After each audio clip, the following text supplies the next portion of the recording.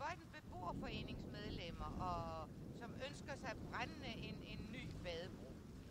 Vi kommer herude i de her skønne omgivelser, og det er et pragtfuldt sted at bade, og det har det altid været. Vi synes ikke, vi kan være bekendt at æstetisk forurene den smukke natur herude med sådan en badebro, som vi har i øjeblikket. Den er lavet af kasseret byggestilladsmateriale, som nu er mindst 8 år gammelt og ikke særlig stabil i øvrigt heller. Og trappen her, den er jo, passer slet ikke til stilladset, og den er nærmest farlig at bruge. Mange bruger den slet ikke af samme grund.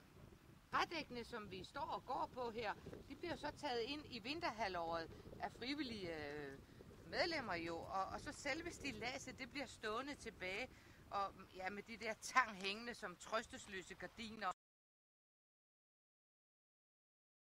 En skrækkelig kedelig oplevelse for folk, som går tur i de her skønne omgivelser, også om vinteren. Vi ønsker at komme af med den her øjebæ og erstatte den med noget, der også er smukt at kigge på, og især brugervenligt og tilgængeligt for alle mennesker, også gangbesværede. Så altså, det går ud på, at mange og endnu flere skal få glæde af den. Og desuden så har vi ønsker om at få sat en hylde på til børn, så de kan fange krabber herfra, hvilket der er mange af, og også beregnet til kano- og kajakturister, som har også efterhånden er en del af på Hornland, og de mangler i den grad den facilitet.